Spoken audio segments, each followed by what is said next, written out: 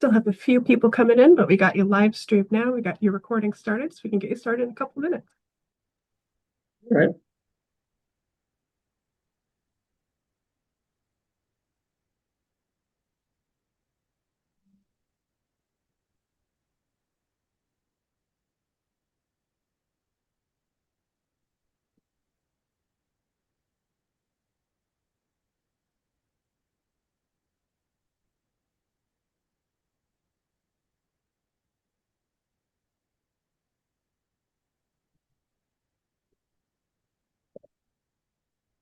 Just a moment.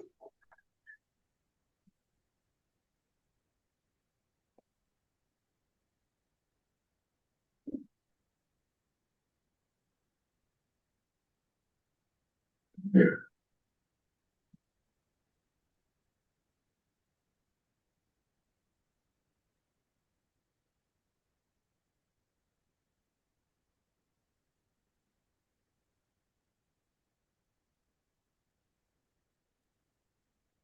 All right, welcome everyone. You are here for Wikidata Lexicographical Event Semantics Modeling for Natural Language, and we have Hamza and Mahir here for this workshop. I'll keep an eye on Slack for you guys, but otherwise the Zoom room is all yours. Right. Thank you for introducing us. As you mentioned, we're presenting on a Wikidata lexicographical data event semantics modeling for natural languages. And we'll start with a quick overview of what we're going to be presenting. So we'll start with an introduction, introducing ourselves and how we became interested in this topic, explaining what Wikidata is and what lexemes are, and what the relevance of all this is to the Abstract Wikipedia project. And then we'll give some background on lexical semantics, so specifically what are event propositions and event rules, how do we form and render abstract content for Abstract Wikipedia using these, and cover some information related to working with propositions related to bibliographies in particular, talking about how we characterize those propositions, relationships between data items representing propositions, for example, for creating fallbacks, and then also talk about working with rules for event propositions and their relationship with bibliographies, and why use dedicated rules for these proposition data items and the relationships between those rule items themselves. And then after we've explained all this, we're going to start the workshop time and do some interactive breakout sessions where you have an opportunity to contribute to Wikidata some of this event proposition and role information. And then at the end, Mahir will be able to demonstrate how to construct sentences using some of the data that you've contributed. And there'll be an opportunity for discussion and feedback as well. And in particular, if anybody here happens to speak Norwegian, Hindi, Urdu, or Korean, your help would be greatly appreciated, as those languages will be used in our examples for the workshop. So introduction, we'll introduce ourselves briefly. So my background is not in linguistics or linked data, it's in geology, but I got interested in linguistics learning Punjabi as a heritage learner. It's my parents' native language, and I started learning it recently.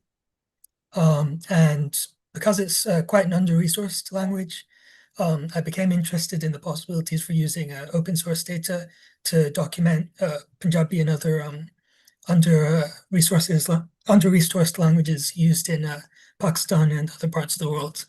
And that's how I kind of took an interest in the Wikidata Lexicographical Data Project. And hi, my name is Mahir Morshed. I'm actually a computer engineer. I got my PhD a few months ago in computer engineering at at the University of Illinois. That's where I'm based. I grew up speaking Bengali. That's where my parents are from Bangladesh. I'm one of the administrators of Wikidata since 2018, roughly, and in the last few years, I've been fairly active in trying to improve the quality of lexicographical data for the specific purpose of generating sentences. I think my interest mainly started when the Abstract Wikipedia project was launched or was announced. So that was my interest there as a Wikidata administrator. More relevant, I suppose, to the theme of this conference is I am one of the administrators of the Bengali Wikisource. Wikisource, if you don't know, is a library, a free library that the Wikimedia Foundation hosts of largely public domain texts. And one thing that I and one of my co-administrators have done in the last few years is very aggressively work to store metadata for different works on Wikidata and to retrieve that in different ways, both to generate lists of works for a particular author or to perform more complex searches of that metadata. So I've also done a lot of work in that field. So that's who I am. All right, so to explain what Wikidata is generally for anybody who isn't familiar with it, Wikidata is a free linked database of knowledge that can be read and edited both by humans and machines. It has a very broad scope and includes pretty much any topic that can be cataloged in the form of linked data and for which references can be added. It's crowdsourced and user contributed, and it acts as a central storage for the structured data used in the sister projects of the overall Wikimedia umbrella. So that includes Wikipedia, Wikivoyage, Wikisource, and others. There's a link in this slide with a review on kind of Wikidata editing basics, if anybody would find that helpful. And Wikidata is the kind of base unit of informational Wikidata is the Wikidata Q item, which is a numbered ID beginning with Q representing a particular entity. So there's an example here showing the type of information that's stored on the item representing San Francisco. There's a statement stating that it's in California, for example. There's a statement with the population, the current mayor, and coordinate location. And one thing that's particularly important about Wikidata and influences the type of data that gets included there is everything is intended to be under the Creative Commons Zero license, which is public domain, meaning there's no restrictions on the use of this information. So this is a more liberal open source license than Wikipedia uses, for example.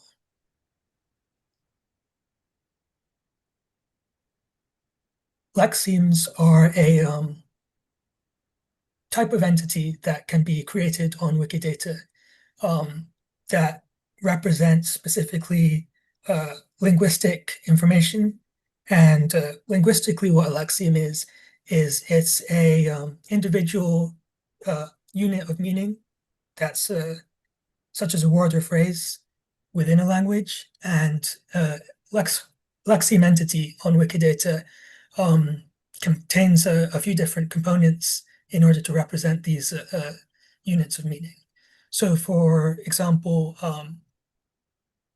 a word in English, any word in English that you might find in a dictionary could be represented as a lexeme on Wikidata, as well as phrases that may have idiomatic meanings and are commonly cited in reference material.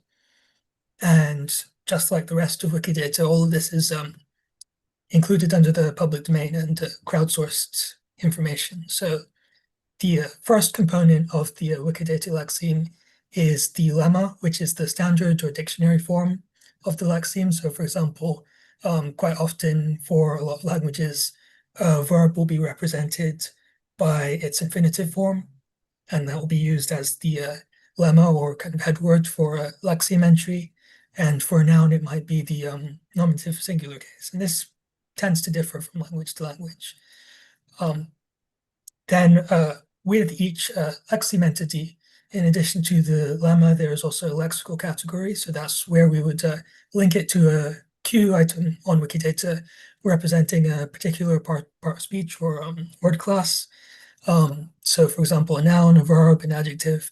And the set of possible values is completely open. Since it's using Wikidata, anything that has a referenced item representing that lexical category can be used in this lexical category field. And then choose also from a list of Wikidata items representing natural human languages, and statements are then added to that lexeme that broadly describe information relevant to the word or phrase being represented. So there might be etymological information, the time period in which it's been documented, usage examples, homonyms of that lexeme, and ideally all of these statements should have a reference linking to them so that it's verifiable. The other two kind of subsections of each lexeme entity are forms and senses.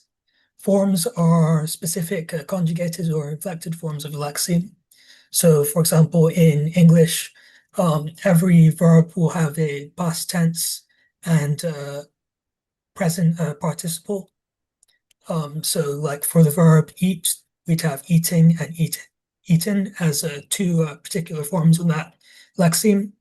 And each of those forms has a representation, so the actual string realizing a given form. And something that's very useful and we use quite often in contributions to Wikidata is you can have more than one representation per form. So, for example, American and British English have slightly different spelling systems.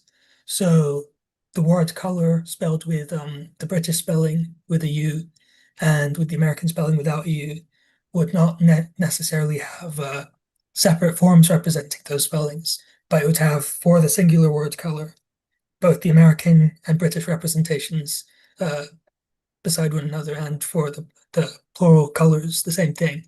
And even more important than those kinds of distinctions, and for languages like some of the ones we'll look at within this workshop where multiple writing systems are used, it allows us to create a close correspondence between those writing systems without having to treat them separately. Each of the forms also has grammatical features, which are again links to QIDs for Wikidata items, representing exactly what those forms do grammatically. So this could be, for example, something like past tense on a verb, comparative for an adjective. So like read versus redder would be distinguished with the features positive versus comparative, and case values where that's relevant. So for example, I and me in English are two different forms of the same lexeme with different values for the grammatical case. And then in addition to those features and the representation, each form is its own data entity, so it can also have its own Wikidata statements. And quite often the statements that will be placed on forms will be things like pronunciation, transliterations, or specific details regarding the use of that form. For example, there could be a form that's considered obsolete or archaic. And then probably the most important, arguably, and quite often neglected or missed by some new contributors is the senses of the lexemes, which is where the actual meanings are explained and data related to them stored. And this is where our workshop is primarily concerned with. And so those contain a gloss, which is a human readable description of the meaning or one of the meanings associated with a particular lexical item. There can be any number of these on a lexeme entity. Generally, they'll have, it's preferred to have at least one gloss in the language of the lexeme for ease of contributors who speak that language to use, but they can be added in any language that can be added to Wikidata statements. And attached to each gloss are a set of statements where the machine readable data regarding those senses is stored. And so we'll often link to specific citations.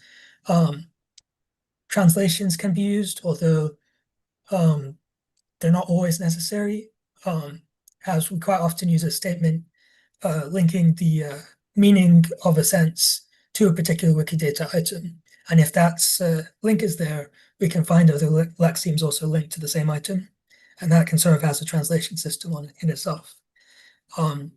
Other information like a connotation and a register can also be relevant. So here's some examples of particular lexemes, including some in the languages we'll be using in examples today. And the link at the top, if you have a link to the page this is from, there's a longer list of particular examples within the Wikidata lexemes that you can take a look at. So for example, this is a Norwegian bokmål. The word grill dress, which is a tracksuit worn by grilling. So that would be a gloss that goes on a sense for that lexeme. And grill dress would be the lemma for that lexeme. And also the primary form. So we'd see that lemma repeated in one of the forms with the particular grammatical features that represents. There's some English examples here. A verb, be, some nouns, water. I'm actually not sure if this is the verb or noun, Bill. I think that's the noun. Yeah, that could have a better gloss. Ideally, the gloss should restate the definition, but yeah. And for Hindustani, we have an example here, which is a whole proverb actually. And if there's a reference that includes a particular proverb with a referenceable meaning, this can be an interesting way to kind of catalog different features about how sentences are constructed in a given language. And we can even add statements regarding the syntax of those statements, as well as the semantic information or anything else that we would add to another lexeme. So this one is a Garib ko kori ashrafiye, which is a farthing is a pound to one who's poor, is the English equivalent of that proverb. Here's a Korean verb, and you can see both on the Korean and the Hindustani one, there's two different spelling systems represented in the lemma. In this case, for Korean, the Hangul and the Chinese character representations of that particular verb. And at the bottom here, we have New Persian. So another example of a language that can be treated as one whole unit instead of two, as it often is in resources which don't have multiple writing system support. So in Tajikistan, the Cyrillic script is used for writing Persian, and in Iran and Afghanistan, the Arabic script is used. And we're able to show both side by side here.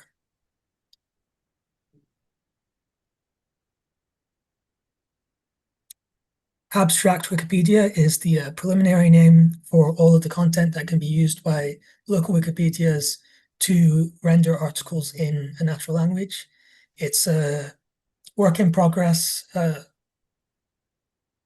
idea that's continually being discussed and worked on, and these lexical data entries will hopefully provide a rich resource to draw from in order to start working on the renderers for creating these generated articles for the Abstract Wikipedia. And this platform will be powered by something called Wikifunctions, which recently has launched and is currently being used in various experimental ways, including some working with and modifying lexicographical data, as well as performing a lot of functions that might previously have been addressed on Wikimedia projects using static templates or the kind of long-standing module system used within those platforms, which relies on some Lua programming. The wiki functions are kind of self-contained functions that can be programmed in Python or JavaScript and have their own publicly crowdsourced collection of functions that can be referred to. So next, Maher is going to talk to you a bit about what event propositions are in particular and event rules, and how we form and render abstract content using that information. Sounds good. Thanks, Hamza. I've been monitoring the Etherpad and the chat for just adding links to things as you've noted them. Thank you for mentioning those resources. But now we move on to closer to basically the topic of this workshop which is about modeling of semantics. But we first have to talk about these notions of propositions and rules. The basic idea of a proposition is that it represents some instantiation or some particular instance in some real or fictional world of a particular state, a particular process, a particular event, a particular action that's taking place, and this state is treated somewhat abstractly in the sense that it's not tied to a particular language. So, for instance, you see these 6 sentences on the right, which talk about this person named Victor writing a poem for his father, because they're describing the same situation and using the same same entities essentially to talk about it. We say that this is all representing a single proposition, and each of these, the terms highlighted in red represent the action of writing, and they form essentially the core of each proposition, which is to say, they control what else appears within each of these sentences. And these terms, the individual verbs, are because this is these all represent the same action of writing essentially in each of these sentences. There's an item for them, at least in Wikidata, for the concept of writing, and that item for the concept of writing is linked to lexeme senses. Basically, you have a lexeme for the word to write. You have in Bengali the lexeme for lekha, and then in French, in Finnish, you have kirota, and yazmak, and in Turkish, esprigir in Spanish. Those are all different lexemes, but they all linked via their senses to the same item for writing. And this notion of linking propositions this way also applies to eventive nouns or even to adjectives as well. So, for instance, if you had the concept of writing, which is the act of taking pen to paper, that could also be linked in that same way between lexeme and item. And same thing with if you want to say that there is a writing person sitting at a table, then writing, the adjective, would also be linked in that same way. So this applies across parts of speech. It's not specific to verbs, although for the purposes of this workshop, we'll be focusing on verbs. The roles, on the other hand, are basically the different placeholders that can be filled when you use a verb or in a proposition, things that can be filled by different types of entities, or participants, if you will, in a particular state, process, of action that's being dealt with here. So, for instance, you see that in each of these sentences, the highlighted word in green is the term for the name Victor. His father, referring to Victor's father, is highlighted in yellow, and then in blue is basically the term for poem in each of these languages. And you'll see that, of course, across all these languages, these terms appear in different places, if you will. So when it comes to, modeling on an abstract level, these propositions, it's not enough to simply say that a particular entity appears in a particular place, because that doesn't always apply across all languages. It just happens to be a coincidence, for example, that the term Victor appears at the front of each sentence, when there are languages like Arabic where that name Victor would actually appear in the middle, and the term for writing, which appears in some of the places, would actually be the first word. So not only do these notions of roles transcend language in some way, there's also the issue of the propositions themselves dictating what kinds of entities might appear in those roles. So in the case of writing, it just happens to be the case that Victor is a human animate being, something that has the ability to do this action. And in these other diagrams with you can sort of see not just that these roles fill in, answer the questions who, what, whom, where, and maybe why might be a separate role, but also that some of these roles only make a lot more sense with the verb in question if there are certain characteristics, however abstractly defined, that fill those roles, essentially. Um, so, here's just a few more propositions that we happen to have. I happen to just look through the English wiki source for some sentences describing different things, and you'll see that like each of these is a link. And when I share the slides at shortly, I will you'll click on these links. But you see that the highlighted word, illustrated, interviewed, etc., is essentially the core. It's the predicate, the verb, the core of that proposition. Like this is inherently a sentence about illustration. It's inherently a sentence about interviewing, and so on. And then everything else is either describing a participant, or adding some more detail that is required grammatically by the English language. And these particular verbs, and I should have italicized contribute, gives you an idea of the kinds of predicates that we'll be working with once work time starts for this workshop. Like these are things that pertain largely to things like illustrate, like artworks or interviews or other events or other published works related to those events. These are the kinds of verbs you might encounter, the kinds of predicates you might encounter when dealing with those. All right.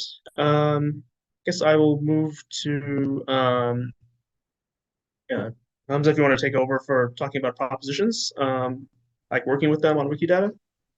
All right. So we're going to talk about working with propositions, how to characterize them, relationships between items representing propositions, and how to make items representing propositions. So item representing a proposition in Wikidata will have statements similar to the ones shown on the right here. So for this example, this is a Wikidata item representing the action of eating that would be linked to lexemes representing that action, with a sense relating to that action, I should say. And these are often subproperties of a participant. They may generally be linked more specifically to general items. Sorry, this should be I'll start over. The statements, these items are generally subproperties of an event, and they may be linked specifically to more general proposition items. And the subclass of statement can be used to make those particular links. There's a link to a query here that can be used for taking a look at some verb lexemes and looking to see what items those lexemes are linked to from their senses and what type of information is on those items. Something that we're also going to get into is what is, if there is no item linked to a particular verb sense, we can check particular resources to look if there's a reference that can be used to create an item and then link back to that sense. This eating item has a statement saying that eating is something that's practiced by an eater, which is another data item on Wikidata representing the role within that predicate. The eater statement has a qualifying statement attached to it saying the object of that statement, which is the eater, has the role in this action as the actor. So the eater is an actor in eating. We might also say that an actor is an actor in acting. The sitter is an actor in sitting. So that's how that type of relationship with the event is being represented on Wikidata. And eating uses, so there's a property for use that's being used to quite generally, but in the case of this item, to link the item for food to the eating item. So that can often link particular objects that might be used with a particular proposition. And then eating uses food. Objective statement has role as a qualifier. We're stating that the food is the patient in this overall proposition relationship. So we have a proposition, eating, actor, which is the eater, and a patient, which is the food.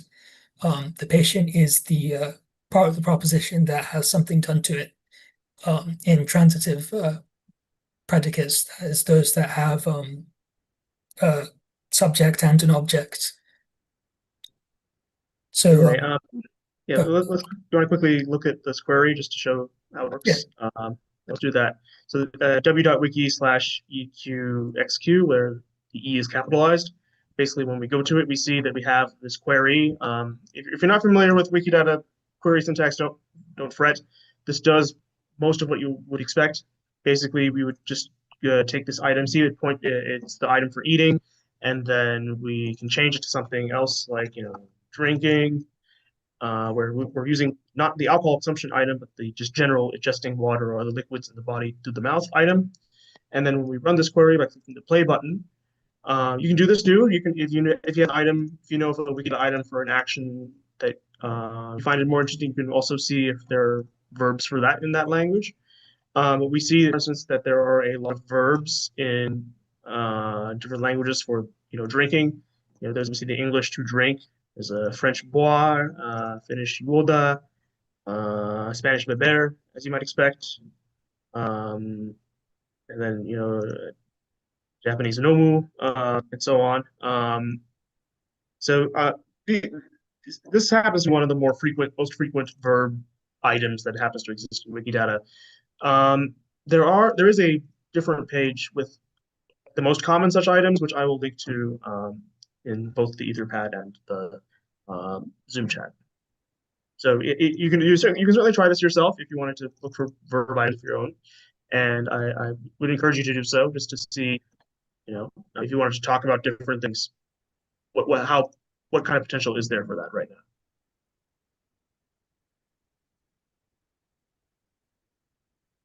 All right. So here's a diagram showing relationships between proposition items. So here's an example with a Korean verb that might have a sense linked to the predicate for property, which we use on senses to link items to most often verbs, but any kind of predicate representing lexical sense to a Wikidata item. So this verb has a sense that's the meaning to read a book. So it will be linked to an item related to book reading. And as another statement on that sense, we have the has semantic argument property, which can be used to link to the item representing a reader. And the book reading item is a subclass of the overall reading item, which is linked by the predicate for property to a different verb in Norwegian bokmål. And so that network of links allows us to associate this Norwegian verb sense with the Korean one. Even though they're linked to different items, because those items are linked to each other, we're able to relate those meanings in a particular way. And on the left here is another example with a Norwegian verb, which is has a sense that means to work, and so it has a link to an item representing job activities. And that item is a subclass of work in general. And that work in general item is linked to a Swedish lexeme, which has a sense that has statements about the predicate linked to that work item, and two semantic arguments, the worker and a co-worker. And so proposition items are often more valuable when we link them between multiple languages like this.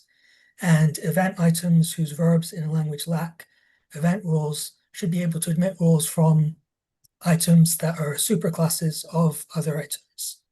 So in order to make this work well, we may need to limit how far up the tree that we go when we're looking at these relationships between proposition items. Kind of a question here is, at a low enough level, is it possible to use rules from subclasses of event items? Some Um, did you want to?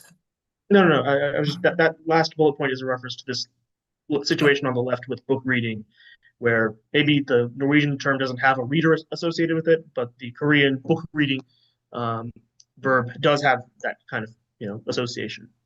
So that's a question. That's a logistical question of whether that kind of role should be used for the more general purpose sense.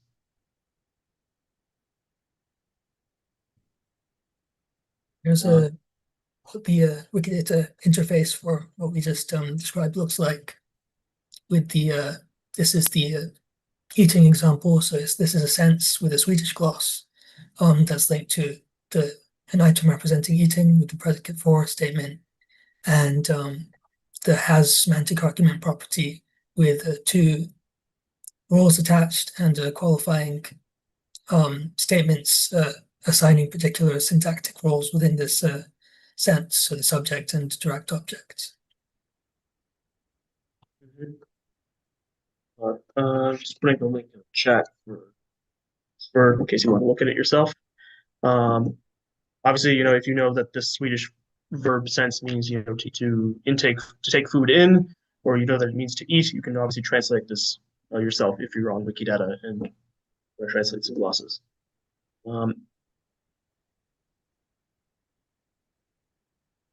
And here's an example of some statements that might be found on an item representing a participant role that's linked to a proposition. So this is an item representing an eater. So that item has a statement saying it's a subclass of a proto-agent entity, which is a kind of very general item that's being used to be the parent item to various high-level general use role items that are applicable to a lot of more domain-specific functions and roles within this network of items. And then this statement here is using the property called has characteristic, and it's linking it to an item representing organisms in general. So this is a way of restricting the scope of what we would expect an eater to be. We would expect something that eats something else, typically to be a living organism, and with a qualifying statement to that, saying that this is a selectional preference. So that's particular name for that tendency of a role to prefer a particular characteristic, such as being an organism in this case. All right. So that was basically a discussion of modeling event propositions. Well, we can move on to the other half of this process that's relevant is obviously the roles themselves, where obviously there were a lot of references to both specific roles and to general roles.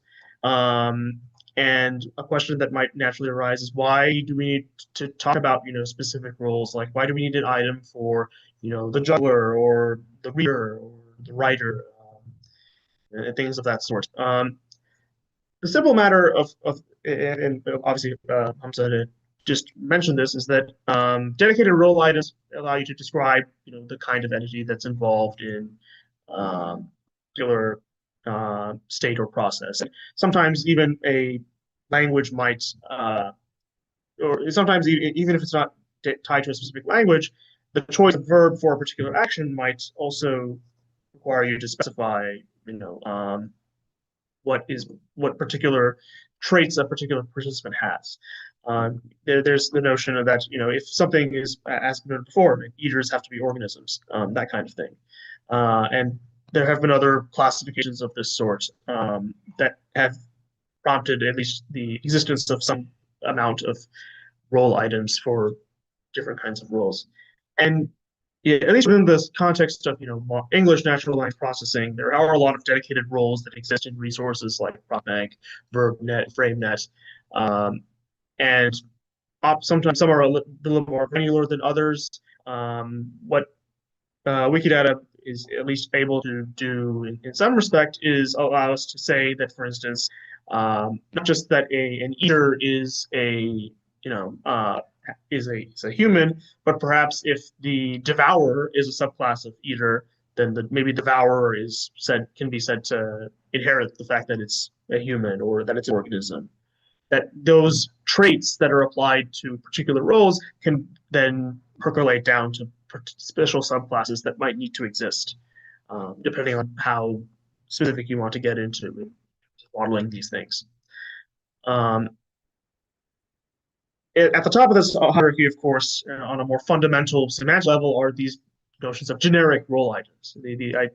Because these describe the relationships of these predicates to participating entities in the most abstract sense possible. And at least on Wikidata, the items that are used to represent these top-level roles are based on the uniform meaning representation scheme that was developed by a number of people, including some that we have collaborated with over the last year or so, in order to at least to get this information on Wikidata, at least. So, for instance, there was the mention of the proto agent on a previous slide. Below that might be something like the actor or the force or the causer, which talk about animate entities or inanimate entities or entities that cause other things to happen. Those kinds of differences on whether an entity is animate or inanimate, or whether it causes something else to happen, that would be the kind of information that exists in the has characteristic property that was described before. Whereas these actor, force, and agent items would be subclasses of proto-agent, and we could rely on that link in other applications. Similarly, for things like undergo and patient and theme, there's distinctions that are made between those based on what kind of entity type is being discussed. And again, Wikidata each exist, but when we talk about more specific roles, there has to be that subclass relationship as shown before. It doesn't have to be entirely direct, as noted before. A devourer could be a subclass of an eater, which is a subclass of an actor, and so on and so forth for all the various types of roles that are out there. And of course, it's not just specific to those 7 or 8, although there are some classes of grammarians that think that the smaller the number of roles, the better. But at least within the uniform meaning representation scheme, there are a lot of these other types of roles out there that a particular participant might be able to play. These are all out there, and I guess we'll find out whether any of these is useful to you in the actual work time, which we are getting to, I promise. And a lot of the discussion that involving the relationships between predicate items also applies to the relationships between role items, in the sense that if there is a proposition item that is a subclass of another proposition item, then the corresponding roles for those particular predicates should either be at the same level or in a similar sort of subclassing relationship. So for instance, here we have again the idea of book reading and reading, right? Perhaps the same item for book reading, if it can be treated generically enough, could also be an argument for the general concept of reading, rather as opposed to the specific one. And similarly for worker and coworker, if those are general enough, then you might decide that, okay, when talking about looking at a job, you might use the same items, worker and coworker, to represent that relationship between the verb to work and the people that are doing the working. Or you might decide to say that maybe job activities are different enough that the roles used with that particular predicate should be different as well. In which case, you might also say that the person, that the job activity worker would be a subclass of the worker here, and thereby inherit the fact that it's also a subclass of proto-agent, or in the coworker case, inherit the fact that it's a subclass of companion, right? So those subclass relationships also are important. And the part of the reason that these subclass relationships become important is because, when talking about abstract content, you might consider writing it either using generic roles like proto-agent and companion, or dedicated roles like reader and coworker.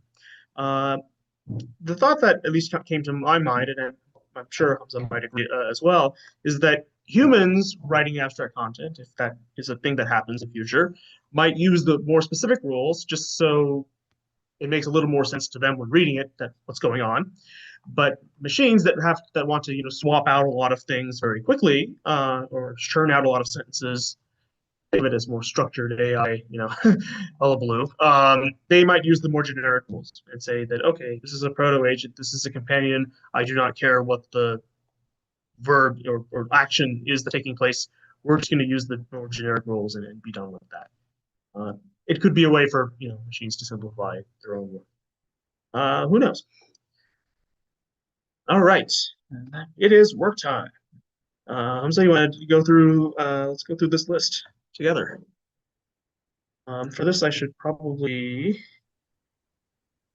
I will copy this link and put it in the chat. You want to describe the assignment for that? Yeah, I can do that. So we have a spreadsheet with links to particular lexical items representing verbs. They're in Korean and Hindustani or Hindi Urdu. And when we break up into groups, there's different tasks that you'll be able to complete relating to these verbs. And there's checkbox kind of sections that are usable to fill in information as modifications are made to these verbs. So different tasks that different participants within your groups can work on are checking if there's an existing item available for a proposition and if it has relevant statements to link to a sense on that particular verb lexeme. And that's something that doesn't require a Wikidata account to do. These other tasks do require a Wikidata account, which is adding statements to a lexeme sense, adding statements to a proposition item, and adding statements to a rule item. All right. So yeah, let's talk about each of these columns and turn it. And here's the actual sheet that you're looking at right now. You'll see that these rows is going to have a similar structure as follows, where I sort of went through in the first 10 minutes or so of this workshop the list of participants that were on Zoom and then added them sort of in alphabetical order to the participant list, just to say that the verb that follows your name is the verb that you will be working with. Obviously, this is the verb lexeme in either Korean or Hindustani, the verb sense in question. These are all working links, by the way. There's a proposition item, which is to say that this is the item for a boycott, which is a thing that you can do. There are separate role items right now for boycotter and entity being boycotted, and whether or not sense statements, proposition statements, or role statements have been added to those items. And this not only is this example here to show you sort of what those look like, but you will, as part of this task, as noted before, you will be this sheet is here essentially for you to fill in your progress as as things go. And it's possible at the same time that some of the verbs that you and someone else may share are related in some way, in which case, we can try to set up the groups such that you two might work together. But I guess we'll find out how breakout rooms are going to work for this purpose. Anyway, yeah, so everyone familiar with the setup here? I was just going to suggest, should we split some of the assignments up so that some of the Hindustani verbs are assigned? Oh, yeah, we can do that. Let's see.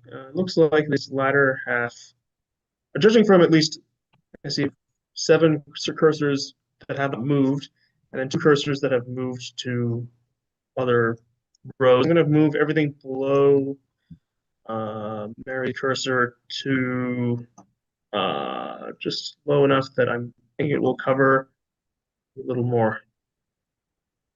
This doesn't work. Hold on. Let's see. Almost. I'm going to adjust these assignments just to make it work. And here we go. Nope. I want to make this exact. There we go. Yes, now every Hindustani verb has been assigned. Every Korean verb has been, and half of the Korean verbs or less has been assigned. I actually don't know if. Okay, I'm sorry that people are not able to stay for the actual work part, but I'm also just wondering if there's currently an imbalance between uh, assignments and language distribution. Wait, let's see.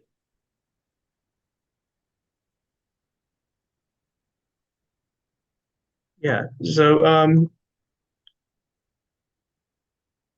yeah, let's just verify. I'm hoping that if you are still within this session, that you're able to find your name on this list. If it's not on this list, please let me know. I can add it to that column. But check whether there is an item for a particular action that you're working with. If there isn't one, then that would be something to let us know. And I see that some people are going or understand the assignment, but just before we move to parts of that, just check to see, okay, in the verb, with respect to the verb that is next to your name, is there an item in column D for the proposition that's involved?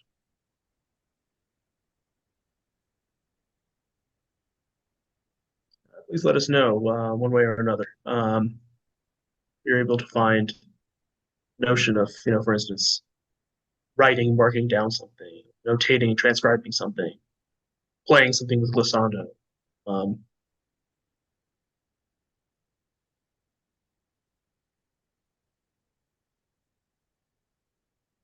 yeah. What you will see on something like to boycott, as we continue moving on, we see that, for instance, this is the verb for to boycott in Korea, which is really just boycott plus to do. You see that is linked via predicate for P9970 to the item for boycotting. We see that it has two semantic arguments, one which is the boycotter. We see that in Korean it happens to take the subject position, and the entity being boycotted, which takes the direct object position. One thing I will say, for those of you that have Korean verbs, if you're not super, if you're, well, I hate to say if you're lucky, but it's really a matter of luck. But if you visit this link here for the basic Korean dictionary ID, you can go to your lexeme and see if it has this ID. If you don't know, if you don't aren't comfortable with the definition given in Korean, you could switch to the English version by looking at the right side of this page. You'll see Korean English or Korean Spanish, and so on and so forth. Click on Korean English. It will take you to the same definition, essentially. So, given in English. For a lot of people to agree to refuse to accept something. For a lot of people to agree to refuse to buy specific products. Where these are two different senses on boycott. This is to boycott something more generally, and then to boycott a product as a consumer.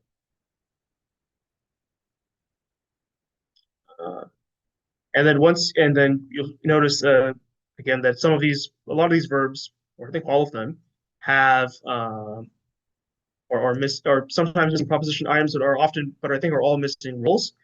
And so you can see what Jan has managed to do is for posting on the internet, for instance. The item for posting already existed, but Jan, thank you very much, found an item for poster and then post. So basically, once those are found, you can go back and add these as semantic arguments to the verbs here, boycott and or not boycott, but poster and post, with roughly the same links between them. Please let me know if you have any questions about any of this process. I can go through this process, some of these steps, right now, or if it's clear from the descriptions that we gave what needs to be done, that's fine too. Just let us know if there's something you'd like me to show in particular. Um,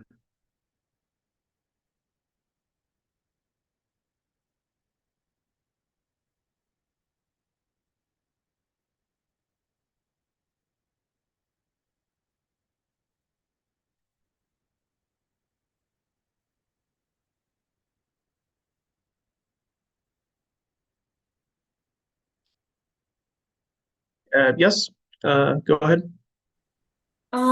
So the item that I was assigned was to attend an event, and the proposition item was attendance.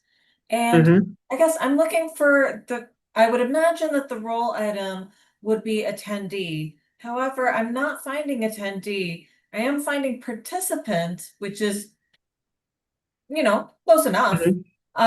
But I'm not sure if that's the right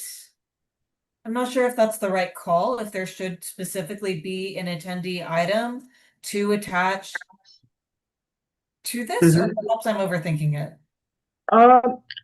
So that relates to that judgment, that logistical question of whether a generic role is good enough for a particular proposition like this. So your question of whether to use participant for attendance is perfectly valid. I'd say that if you want to stick with the participant item, that's fine with us for now. Um, there's probably a good chance that there isn't really a difference between what is meant by a participant and what is meant by an attendee in terms of what is implied by those items or by those words. Um, I'll leave it up to you. If you think that participant is a better item, you can go ahead and use it. Okay, thank you. Um, so just to make it clear what the end result. And by the way, like you should feel free to, if you feel like you need separate items for these things, the interviewer, the reprinter, the designer, go ahead and create those, and then just link them as appropriate. In the meantime, if you don't mind, I will quickly show basically the end realization of this whole process of adding propositions and angles. And while I had initially, this is largely the result of a project that I've been working on and off for a few years, and I'm looking to work on a little bit more, since this workshop planning started. Basically, a system that takes the existing items and relationships, propositions, roles on Wikidata, and basically, creates abstract content from them. This is where that Norwegian part of my sentence at the beginning, where there's a mention of languages. So you saw Korean and Hindustani in the verb list, but you're going to be seeing output in Norwegian. The basic idea of the system that I'm trying to build is that, when it comes to abstract content, it has to be as neutral as possible. So the most neutral element that I can think of for creating abstract content is the constructor. And the language that's being used here is essentially a list of lists of strings, where the strings happen to be QIDs for the most part. The idea behind this is that not only is the content very much grounded in items, they're language independent, but also that that the content itself might be easily translatable into another language if there are labels for each of the parts. Just to show you what I mean, this is a link which I will also put in the chat if you want to look at yourself. That is not that link. Link. There we go. It is a scary looking link, but that's only because it pre-fills the text box that you're about to see with content. It will load for me. Give me a sec. Financial security issue. That is a weird. Okay, I guess I'm off the Wi-Fi. What's up with that? No, I'm not off the Wi-Fi. Why is this trying to open it? I promise you that this is a fantastic thing to say. Okay, let me try this in a different. Opening this in a container tab. Maybe it's a little better. Boy, works for you. Okay, cool. I have no idea. This might be an issue with the hotel Wi-Fi, or not the hotel Wi-Fi, the lounge Wi-Fi.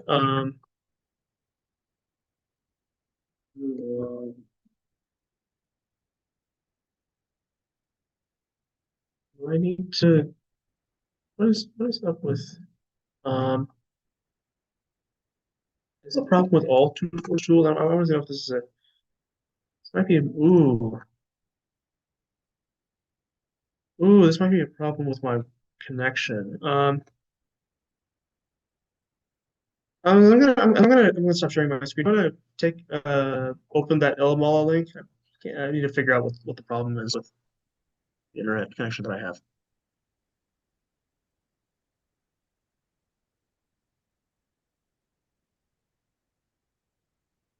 I'll stop sharing for a bit. Should I share something? Yeah. Go to the content slide and then click on the LML link slide. Yeah. For whatever reason, this lounge is denying just a tool that does is supposed to tool for it. Mhm.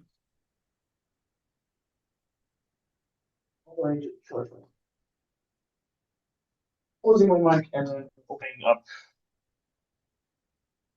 the right queue. Yeah. Oh, why did it open like that? That's okay. That was a bad link. I'm sorry. Try the link on the following slide. Oh, I believe should be properly formatted. But it gives you the idea that this is a tool that allows you to input abstract content. If you click validate on that page, you'll see that it converts all strings of QIDs to little blobs that represent each item. And what's nice about it is if you change the language in the text box above for the interface language, you will see that it will change the language of the labels in each of those. So if you change to like SV or something, or PA, you see that there are a lot of items that have roles on them or that have labels, but there's a few that don't.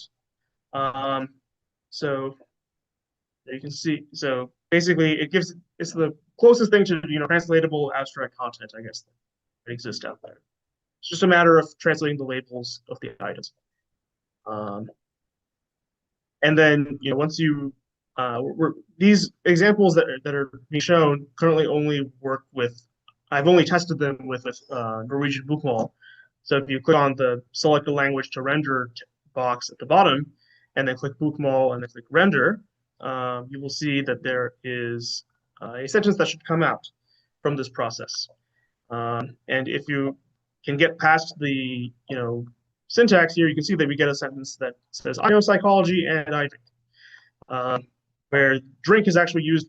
Drink is the term drink is actually used here because no, never mind. This is not an example of that. I think the Norwegian verb actually has a sense for to drink, or to drink alcohol. So that's why that verb shows up. But you can actually change. I was like, if you want to back up, like go to psychology, click on the like in the text box. I'm sorry, in the text box after. Yeah, you can click on that and change it to like a different item, maybe like some other discipline that may or may not have not an item, a term. Yeah, or click on the checkbox. Sorry, you have to save the content first, then click validate and then click render. The idea with validate is that you can put in a we just changed the content of the output by changing one Q item in one part of the content, essentially. That's basically the idea is of this task. I'm going to quickly fix that first link. I'm going to quickly fix the first link of the let's see. Let's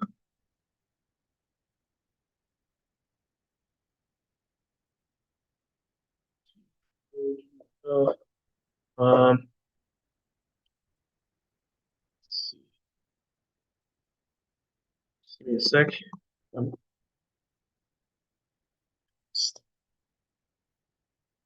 Yeah.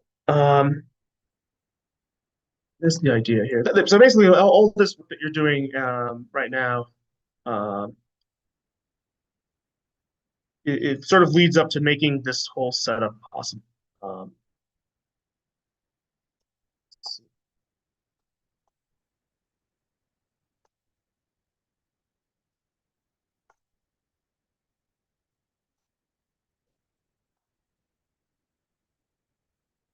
Uh,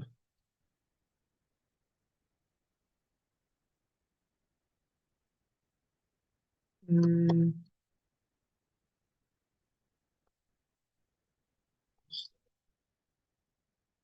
oh, let's see.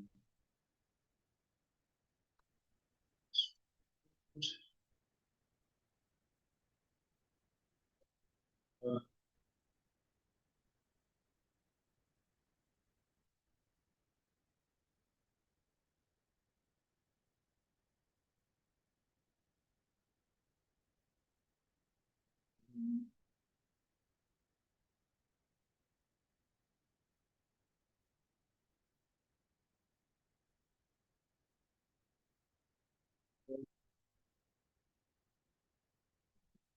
That's I think like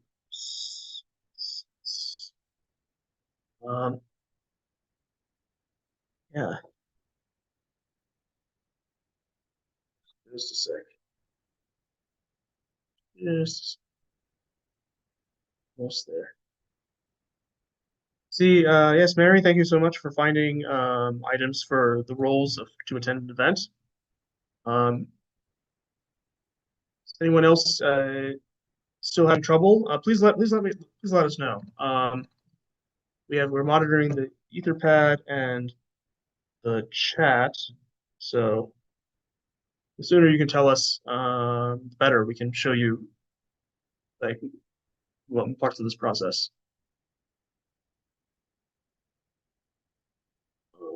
Is that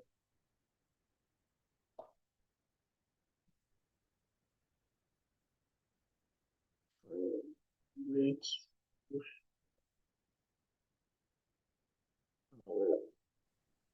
Where did you lose the plot, Cheryl? Back when I had to start looking things up. Oh, I see. It's okay, go ahead. Mhm. But it is conceptually what's happening clear to you? Concept is fascinating. It's Okay. the execution where I'm struggling. Oh, I see. I see. You're more than welcome. Like, if you can't find a particular, concept to use, you're more than welcome to just create it. Role items are a fairly underdeveloped part of Wikidata insofar as a lot of them just don't exist, or that hasn't been tried to make happen. So, um, anyway, by the way, Hamza, I think I modified the first link so that it should render properly. You can Yeah, try that. yeah.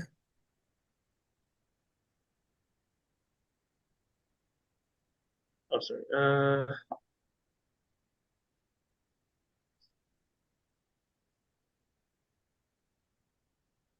What proposition role statement should be and go. Okay, yeah, sure.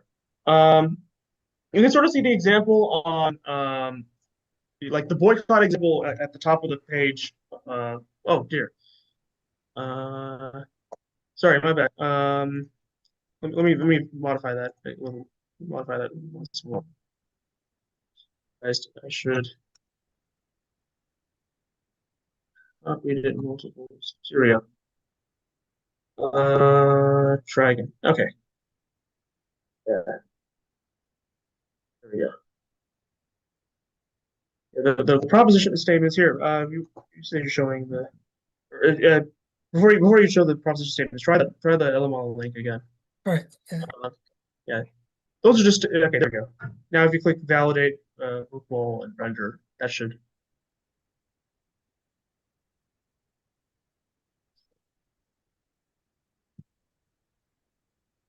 You should be able to validate the content now. There we go. Yeah, and then change to and then render that. You should be able to get a sense out. As far as just to show you again that these particular sentences that Hamza is showing right now don't actually use the role statements in question because verbs like to have, to be, are have a lot. There's a lot of exceptions involved in them. They're a lot more. They're very different from other propositions in those ways. So there's just separate special casing for those. Norway is a country, I have a drink, and then Magnus Carlsen is tall. Anywho, yeah. So Cheryl and Yvonne, if we don't mind, I can yeah, you sort of saw all of you how this system sort of works, and how it's based entirely on Wikidata items that can be swapped out in different places. I can switch over and show the editing process right quick. Oh, as far as rendering into English is concerned, this is I'll admit a personal thing of mine, which is that um, there's a lot of people that have contributed to lexicographical data in the past, but have left a lot of lexemes fairly empty. That is to say, they exist, but we don't know what they mean, and there's sometimes even resistance by some of these people who have contributed lexemes to go back and add the meanings of those words. Unfortunately, English is one of those languages where a lot of years ago, a bunch of people, someone just went through a giant word list from the Heritage Dictionary, added a bunch of lexemes for words, but then refused to edit those to add meanings. So as a result, unfortunately, I can't say that rendering into English is possible. Norwegian is the case here. It's possible to render into Norwegian because Jon Harald Søby from Wikimedia Norway was very kind enough in his contributions of lexemes to add meanings of the words to each lexeme.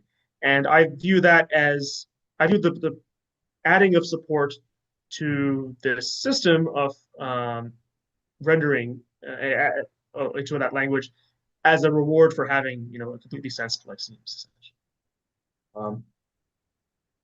This is true for most of the other languages in that list of possible rendered languages, although the support for different types of things is limited based on largely much my ability to write up code for those kinds of things. What happened here? Okay. Yeah. Anyway, I can switch over, Hamza, if you want me to show. Right. Basically, yeah. Which of these tabs have I don't remember which tab I had that showed the verb list. Here we go. I think it was this one. I'm sorry. I'm also using a mouse that will cooperate with the table I'm using, working with. So let me try to. Okay, here we go. Close these tabs, and I will share. I think it was that one. At this point, I think it's probably safe to share the link with you. I'll even just modify this right now so that anyone with the link can view, and then I will put it in the chat because this has basically most of the information that you'll need for finding event things to render essentially, or statements to add for different things.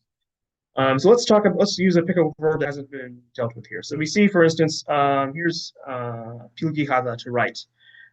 This has a sense, to write, but we see only that it has a link to writing. It has no roles of any kind, right? So we can start by adding some roles to this verb sense, right? So I'm going to start by using the property has semantic argument, which, as a reminder, is also used in boycott. Boycott, again, is at the top. Everything is modeled properly with boycott. So you can see, for instance, boycott has semantic argument boycotter, which means write has to have a semantic argument writer. And in this case, I would say that the appropriate writer item that we need to use is this one, because it's a person who uses written words to communicate ideas. Right? But in the case of the Korean verb to write, and this is where you don't have to worry about the values for the specific. You just think about how does it work in English. But we know that in Korean, the writer is the subject. So I say that the object of statement has a role, where the object of the statement in question is has semantic argument writer, I say that the object of that statement has the specific role subject, where I'm using the particular item here, which has the description word or phrase, which controls the verb in the clause. This is the item that we're using to say that, okay, this is the person doing the writing in a verb using this item. And I will publish that. And we see now that it has a semantic argument writer. Unfortunately, this is not a subclass of a more generic role, but we can go and fix that by going to the item for writer. And where is that item? So we see that it is a subclass of a lot of other things, but I don't think any of those is a subclass of proto-agent or whatever yet. Creator might, like, this is where one of those places where you might want to think about, okay, how far up do we go to create to add this link to the generic role? I think this might be a good place because it's a person who does create work, so it's largely going to be an agent role here. So I'm going to say this is a agent, and then at some point when I refresh this page, or possibly later, yeah, this result is cached. It might be out of date. At some point when this result is not cached, this error should go away. Now, we also need to consider that there is another role here, and I'm just going to go ahead and make this on the writing column. See that this is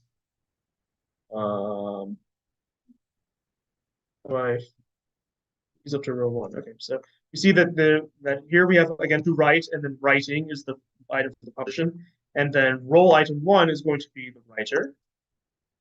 Sure. Right. But now we need another item, right? Because it's not just this verb is not intransitive in Korean. I believe it takes an object. We'll certainly check that. Where is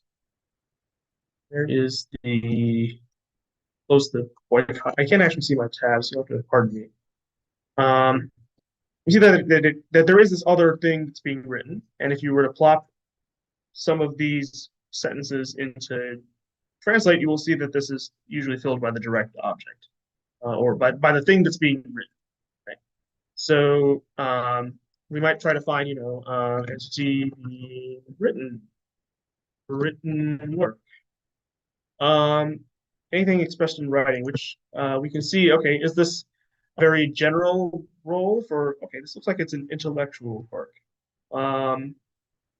which I suppose could apply to anything that's written down. So I'm just going to go ahead and use that as a role here, right? And then say that the object of this statement is a direct object, right? Where we're using the term here, grammatic term for direct object, because that's what that particle at the end of that word in Korean uses. And then we publish that, and we see that now the error for writer is gone because I added that superclass, but the error for written work is still there because it is not anything in particular. So we need to decide whether it should be an intellectual work or something else. Where should the link to the generic role be? We want to ensure that these roles that are used in these propositions are actual, item or actual subclasses of generic roles. I want to just come up with. I want to just verify that one. I just want to see, for instance, that thing that's being written is a proto-patient. So there's proto-agent, but there's also proto-patient. And I would say that anything that is created through, well, it is a subclass of work. Whether or not works are, okay, so works, that something is artificial doesn't necessarily mean that it's unconscious.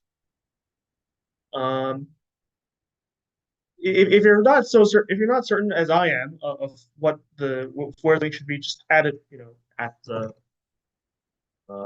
item in question. You don't have to deliberate so often about what to use or where to make this link happen. We can see that now I've added written work as a subclass of proto-patient, and when I refresh this, at some point this should show up. No, it doesn't. Okay, this is also cached, right? So I have to wait a bit.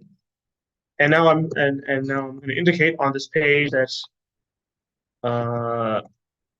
written work is the second role that's involved in the concept of writing when considering this verb in Korean.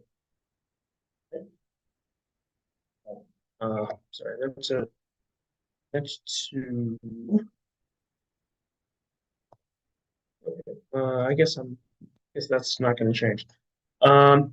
So I've already added the statements to the sense, right? Because I found role items for these things. And then I would say also that the role statements have been added because I went back, remember I went to writer and I went up a few levels and then added subclass of proto-agent. And I could also add a number of these other has characteristic statements to this item as well, if need be. And then with written work, I also went back and said this is a subclass of proto-patient.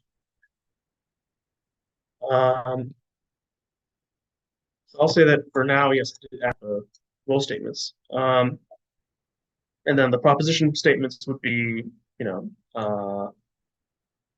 something like there were some proposition statements in the slides that could also be added. So what's one that doesn't have just to go through the item creation process? What's a role that doesn't currently have an item for it? The note taker. So we want to distinguish between the generic role of a note taker and things like a specific device or this occupation which happens to have this alias but is not specific to the notion of take notes. This would be distinct from those, I would say. So it's created a new order, and we're talking about this in terms of entities. It doesn't have to be people or animals or animate beings. Entity that is creating some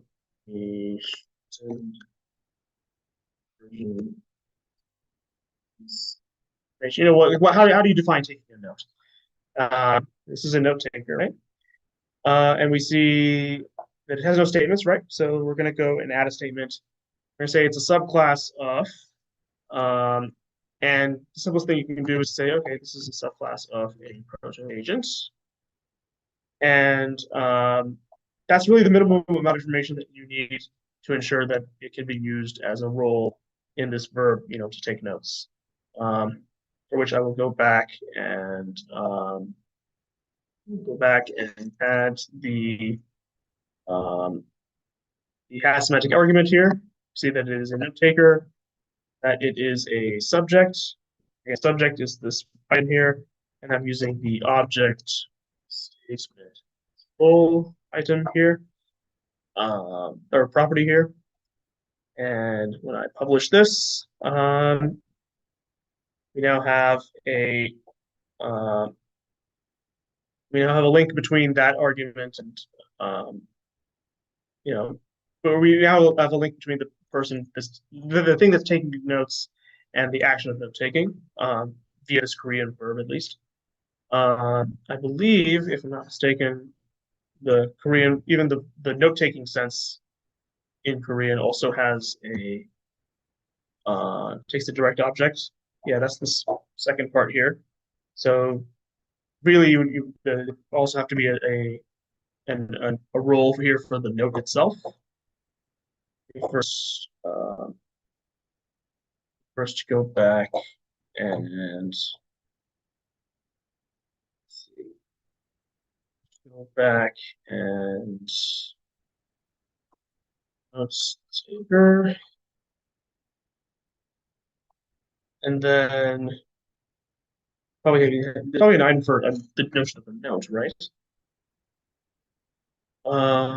Message. A lot of specific versions of notes, but I don't think there is a very generic notion of. Oh, here we go. I think this might be actually the best one. So short text, illustration, or other form of information written down with the goal of reminding the writer at a later occasion. I think this would be the proper rule for note taking here. So we'll use this item for note, and then we'll say that it has the role direct object. And then when we save that, obviously there's no. That's interesting. This did not cause a violation here, which means at some point higher up in the hierarchy of subclasses, there is a basically linked to a generic role someplace, which is good. And so I'm going to go back and link the note item here. Added the set statements, added the bold statements that I needed, and there we go. So now let's go back to, does this process, I've gone through this process twice now. Does this make sense to the people that are still here? What was going on, I hope. Note taker to writer, yeah.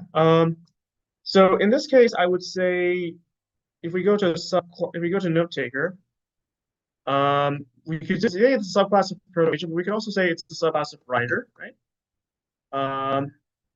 Subclass of writer here, or even subclass of author, yeah.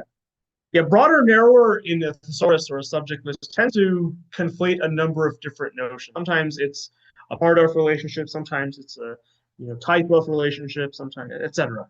And so, in Wikidata, those have all been separated out into different notions. So here we're talking specifically about, subclasses. Basically, if something is a note taker, then it is a writer. If something is a note taker, then it is a proto-agent. So for this purpose, we would want to say that a note taker is a subclass of writer, just like this. And then what happens is that every other subclass of or superclass of writer becomes also applicable to note taker. Does that answer your question, Faye? You use subclass of pointing to essentially the super type, if you will, of a particular item.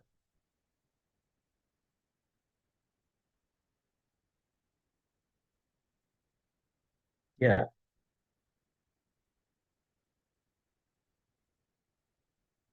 There we go. All right. There are a number of things I think we're at a point, well, unless there are more questions or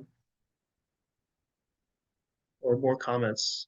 I'm sorry that this process maybe wasn't explained very well or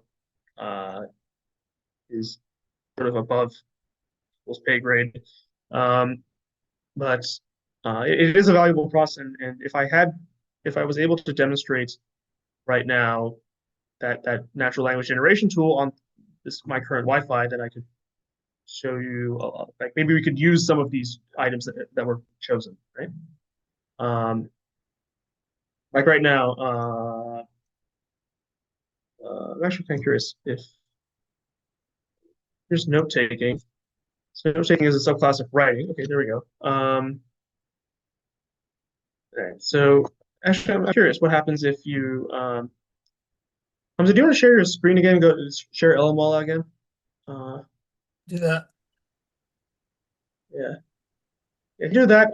Let's try to use some of these role items that were chosen slash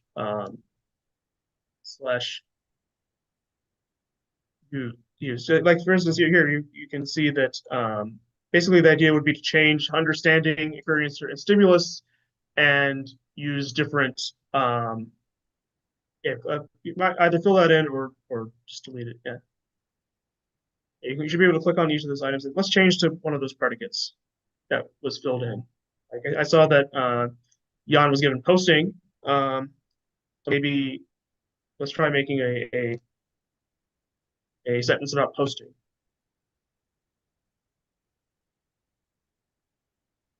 So then that may not. Oh yeah. Let's change to bookmole. The thing you'll see is that if you just change the predicate to the rest of the roles may not work because, for instance, posting doesn't have an experiencer, it doesn't have a stimulus. That's why you're getting that error there. But if you change the roles, which is the last part of that page of that list there, no, speaker I think was fine actually.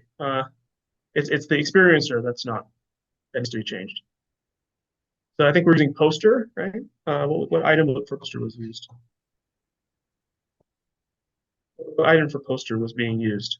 Yeah, so Jana created an item for poster and posts on a social media blog. And then there's a post, right? That was the other, what was the other? Yeah, it's not a stimulus. It's more of a, yeah, change stimulus to post. Yeah. Setting aside the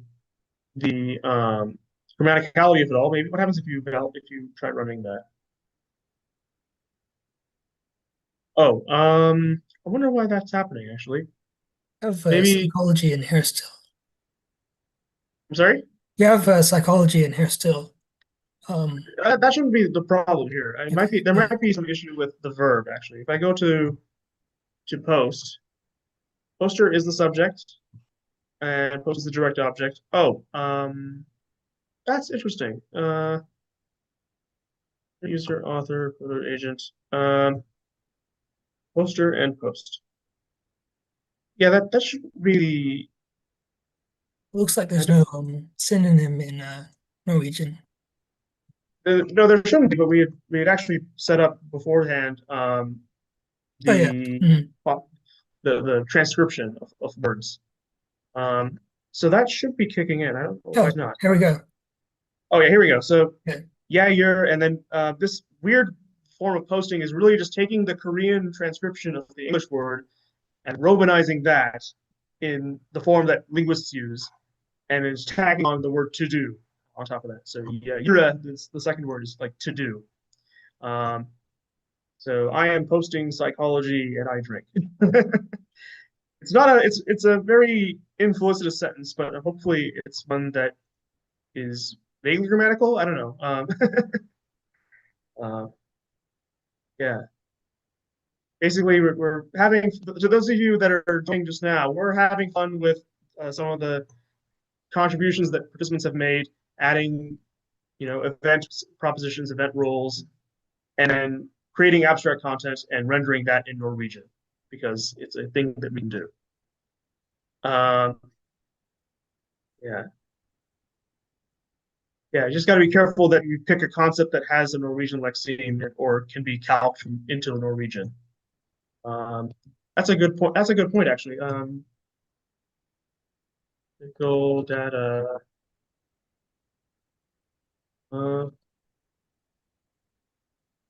Yeah. I'm surprised. Yeah, there must be some terms. Must be some terms that we can use. Yeah, it's always an interesting thing to try to find.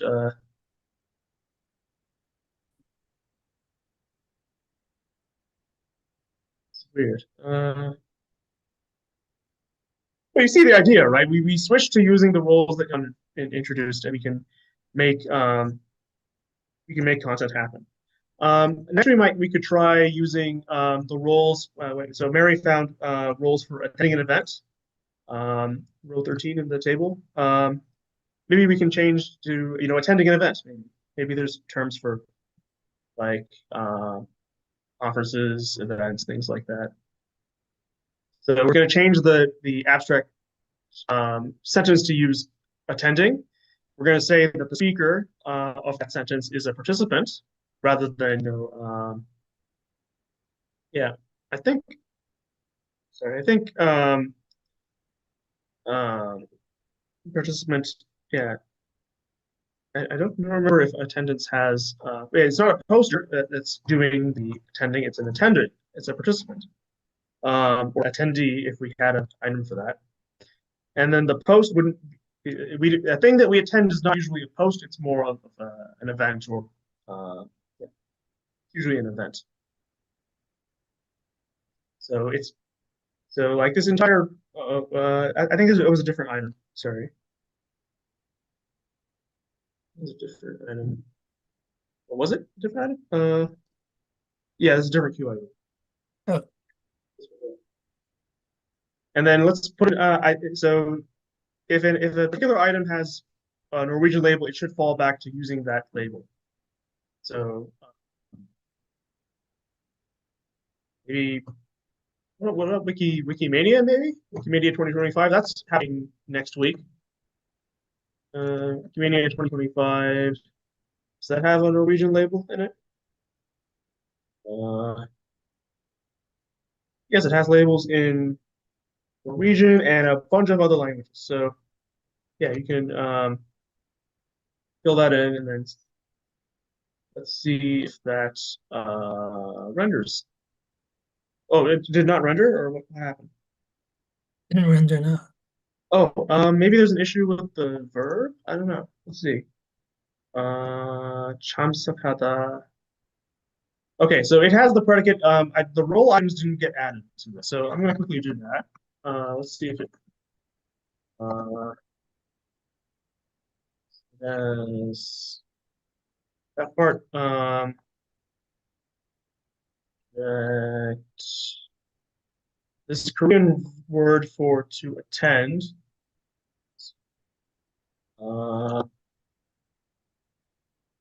And the verb is it takes a location complement, which I think means that it's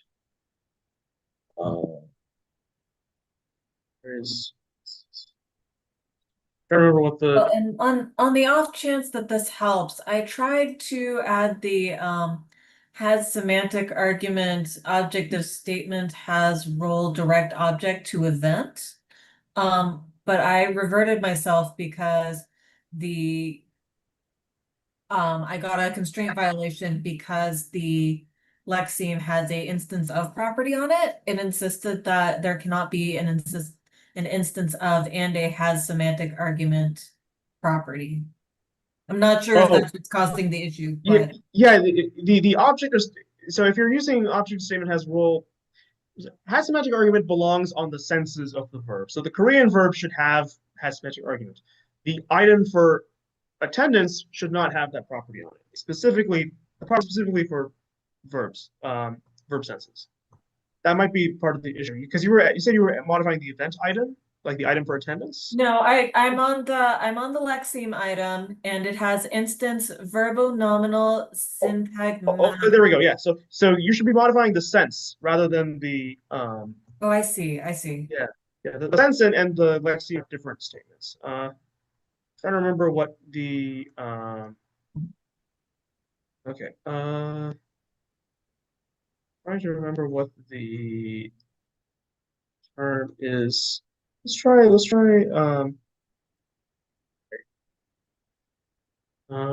sometimes I forget how my own code works, and so I need to see what I used to render in. Let's see. Okay. What you'll probably need to do then, Hamza, is adjust. What you'll need to do is change the thematic relation, the second thematic relation to what was to which item? Change that second item, the thematic relation, literally the item for to change it to this item, like literally change that to this. Oh, yeah, refresh the page. Oh dear. Yes, I lost the thread. Yeah. So this one, changing it to locative case. Well, for now, yeah. And then delete the stimulus at the end of that statement. Which I think you'll save that and then just like that, leave backspace. Yeah. And then you can change the concepts to whatever. Hold on, I think you deleted an extra bracket. Oh, yeah, I did. Yeah.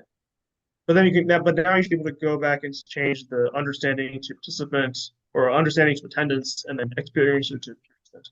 Mhm.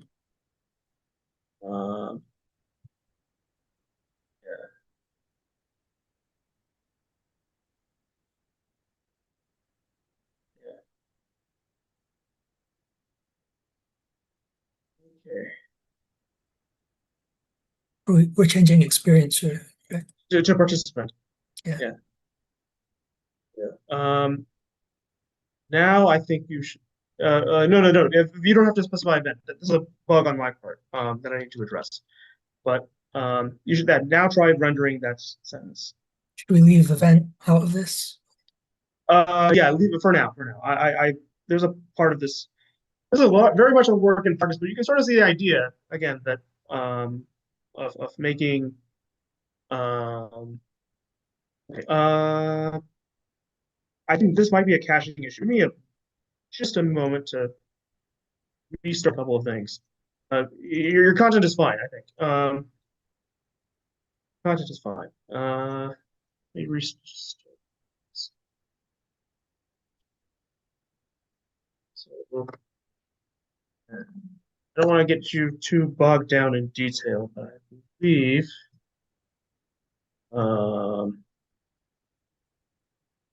this is a caching issue. So it's like if you, in order to keep things a little more performant, anytime that this tool retrieves the lexeme, then it usually keeps it for like an hour at tops. Which means if you change it within the hour, then the change won't be reflected by the tool. So try rendering it now. Actually, you don't need to add stimulus back, but Yeah. change it back to locative case. I think.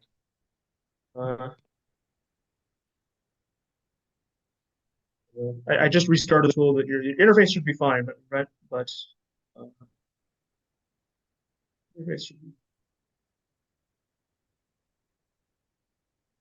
If it happens, that it should re-retrieve the lexemes for attendance.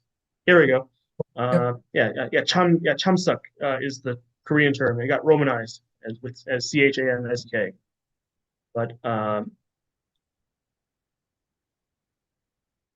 the use of the local case is really just a borrowing from Korean because it does link the thing being attended to the verb in that way. So literally, if you read it, it would be like, I attended in the convention, the movie screening or whatever. Yeah. I attend Wikimania. That kind of thing. There's also, I'm trying to see if anyway, we can try to control the tense if I can find the example for that. Illustrations. Here we go. So this is going to look something like this, where I'm going to ask you to post. I'm going to ask you, Hamza, to add just add an extra list of arguments to list. Where The second. no, just the second one actually. It'll show you. It should still be the same, right? So, I promise I'll get this working. Like,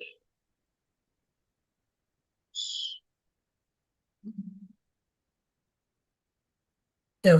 Which part should the new list go into? Here, let me.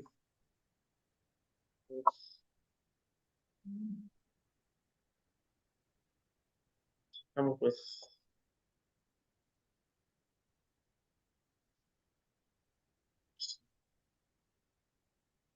Yeah, I'm going to ask you to paste another thing into this, which looks sort of like here.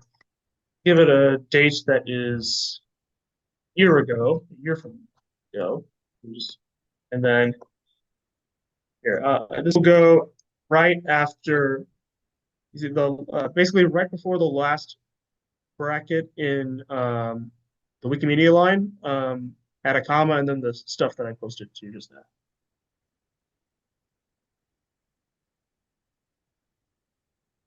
And then when you validate that, you'll see that it allows you to set the time when something happens. Sorry that it runs off the screen, but it is a valid timestamp. And you see year is the present tense, but now I give it a time in the past, and now it gives it the past tense, year to. You can even, I think you can, I don't remember if I handled future tense here, but you can try putting a time in the future to see what happens.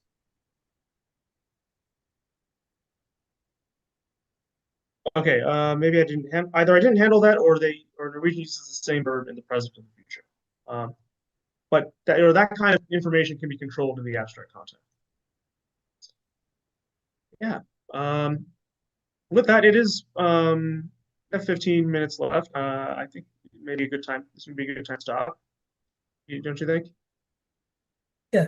It'd be useful to know if anybody has any particular questions or comments or any feedback about how they found this process. If there are particular things that were more or less confusing about the concepts and the significance of this, and just anything that we've covered within this workshop.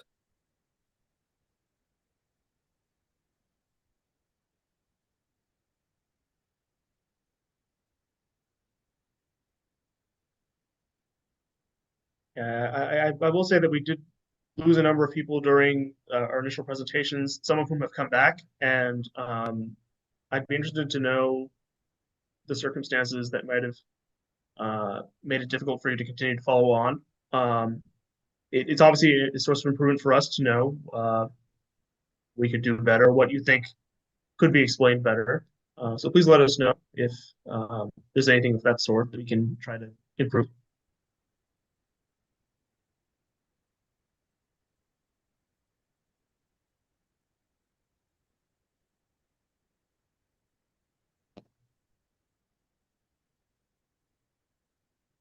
This is something that I've worked on and off for a while, and trying to explain the relevance of a lot of these details, talking about propositions and roles and things like that. I'll freely admit that even the Abstract Wikipedia team itself has sometimes found some of these concepts a little confusing or opaque, no matter how much I try to go into the details of why they're important. But I'm hoping that you've seen now that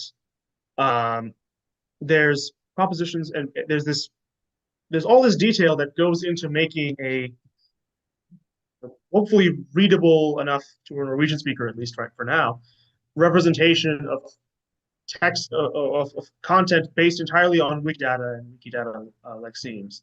It's just to show that this detail is important for getting something very useful out. And the kinds of things that you are working on now, while they are useful in one language, in this case like Korean or Hindustani, that information can be applied to other languages to get something useful out as well. There's a lot of work here that can certainly be documented a little better, that can demonstrate it a little better on our front. But the basic concepts underlying this task are, we believe that the slides could go talk about those a fair bit, and that's I know for a fact that after this workshop I will be definitely hammering out a little more documentation on this task, trying to make a lot more demonstrations usable. I don't know. What are your thoughts, Thumbs, on how this went and what you might do after this?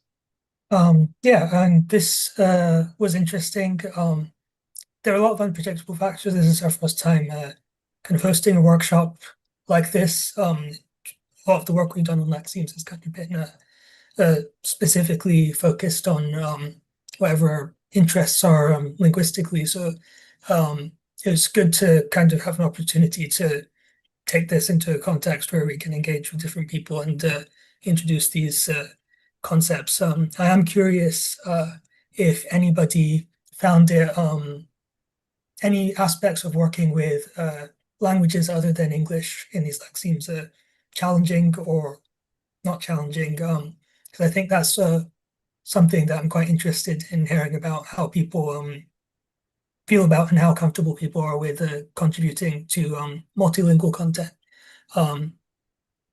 And yeah, definitely within the context of this presentation, I was able to notice a lot of things that are helpful to kind of take back to the drawing board and identify some more user-friendly ways to present some of this information. Yeah. I definitely, I mean, we did have, I think the activities that we had presented were inherently useful activities to try to do through, but I think one thing I will concede is that probably would have been helpful to maybe do the little more, to scatter those tasks within the presentation rather than having a single block of just us talking, which I don't know if it necessarily turned off anyone who has just come back to this presentation, but might have made it difficult at the end, just having to retain all that information only to use it and then possibly lose it at the end when it's time to do things. This is not the first time that I presented on lexemes by any means, and on this particular work in general.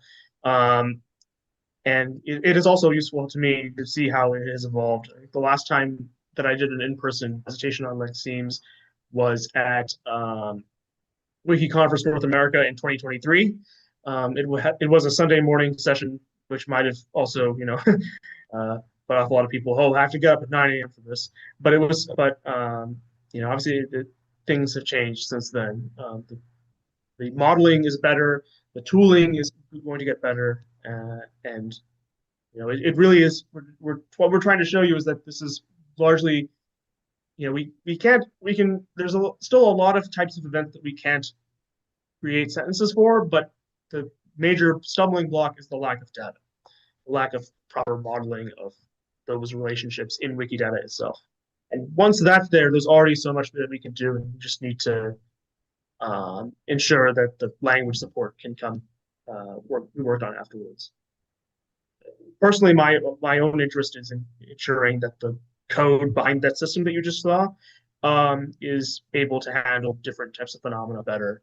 I'd like to think less about going to the event items for each possible event and making something work with those items but would instead prefer to work on just the code underlying it so that it's better for everyone.